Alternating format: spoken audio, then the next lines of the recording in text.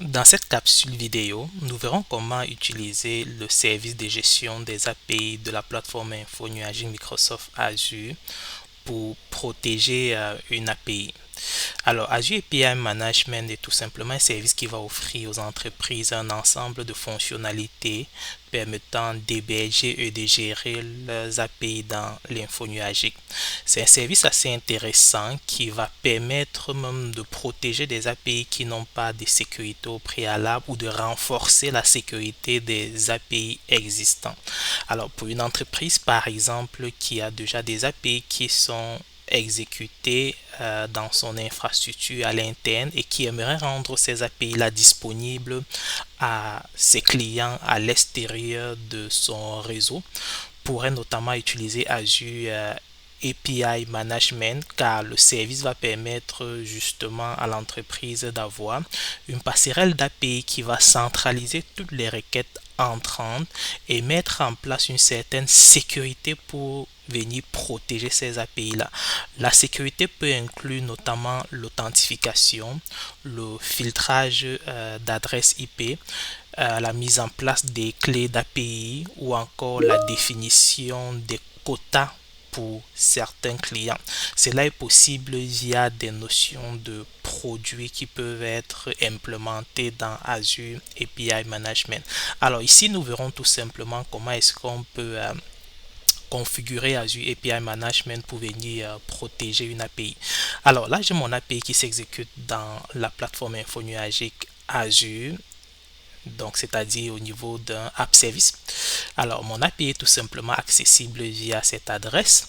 Ok, bon, l'API pour l'instant c'est une API publique, donc on va supposer qu'on est dans un contexte où on a une API qui est protégée via, on va dire, un VNet, donc accessible uniquement au travers d'un réseau privé. Ok, et maintenant on voudrait exposer cela à partir d'Azure API Management et apporter la protection nécessaire pour donner l'accès uniquement aux clients ou aux utilisateurs autorisés. Alors, la manière la plus simple de créer mon instance Azure API Management est de le faire directement à partir de mon app service. Donc, lorsque je suis dans mon abonnement, directement à partir de mon app service, j'ai la page euh, gestion des API. Donc, à partir de cette page-là, je peux créer mon service de gestion des API dans mon service Azure API Management. L'avantage ici, c'est que le app service va directement être associé à l'instance Azure API Management qui a été créée. Donc, pour retrouver cette instance-là, on n'aura pas besoin d'aller fouiller dans notre abonnement Azure. On pourrait tout simplement, à partir de la page de gestion de l'app service, accéder directement à l'instance de Azure API Management. Donc, à partir d'ici, je vais cliquer sur le bouton Créer.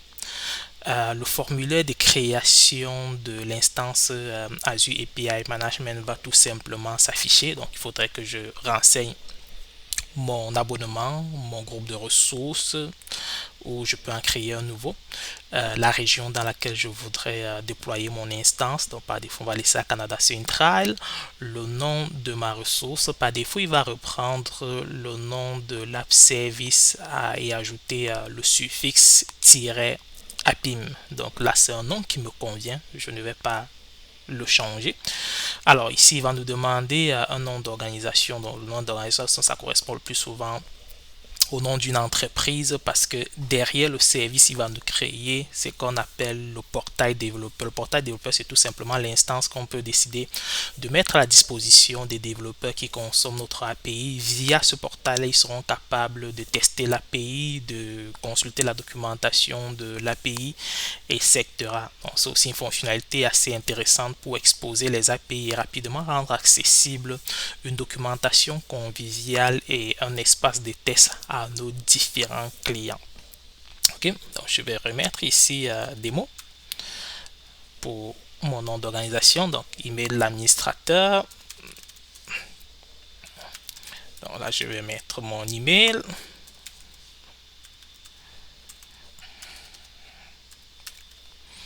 Alors, au niveau du plan tarifaire, il y a plusieurs plans tarifaires qui sont disponibles, mais pour des essais. Le plan tarifaire que je vous conseille de choisir, c'est le plan tarifaire consommation parce que c'est basé sur une tarification serverless, c'est-à-dire à l'utilisation. Ok, lorsque vous n'utilisez pas le service, vous n'êtes pas tarifé. Et lorsque vous utilisez le service, à ce moment-là, les ressources sont provisionnées et vous serez tarifé sur ces ressources-là. Alors, les autres plans tarifaires peuvent être assez dispendieux, surtout le plan tarifaire premium qui coûte très cher. Le standard également est plutôt dispendieux. À défaut, on peut utiliser le plan développeur qui est un plan qui nous offre les mêmes fonctionnalités que le premium. La seule différence, c'est qu'on n'a aucun contrat de service, on n'a aucun SLA.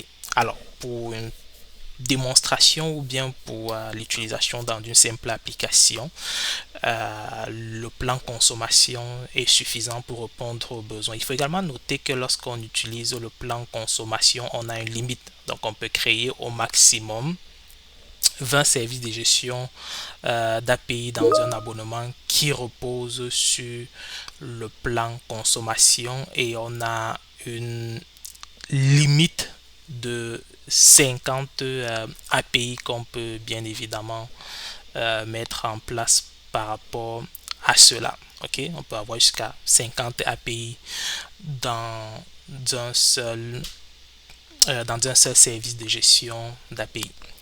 Une fois cela est fait, on peut directement aller à la fenêtre vérifier et créer. Okay, et là, on valide que tout est correct et une fois que c'est bon, on va cliquer sur créer. Et là, il va nous créer notre instance Azure API Management.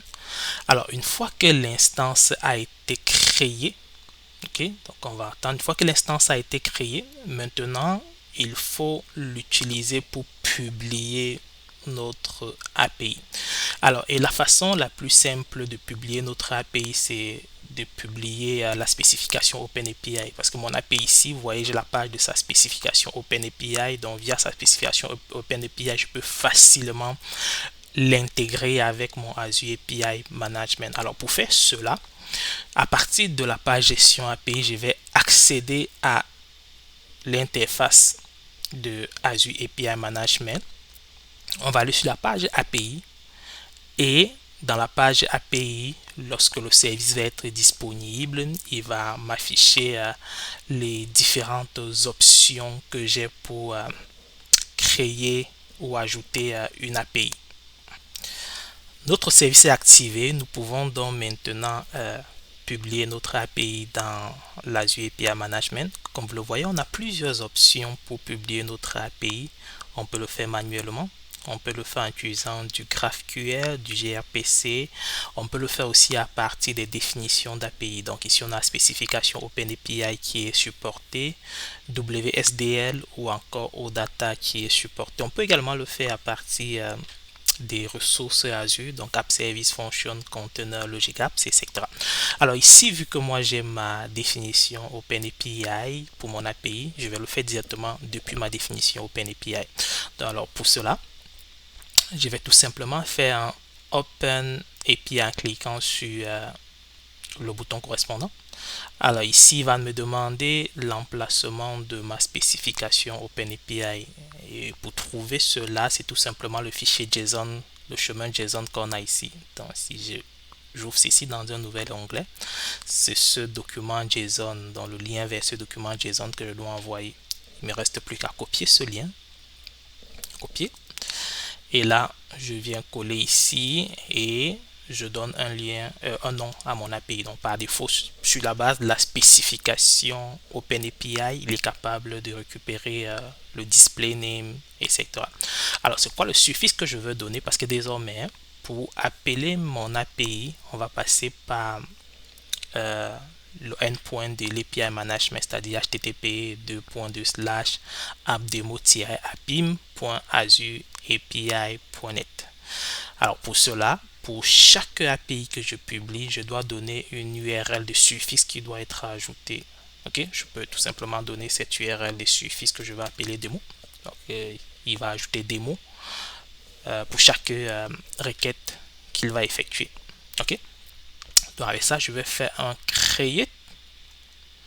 Donc lorsque je fais le create, il va me créer mon API et les méthodes qui sont exposées par cette API là vont figurer ici.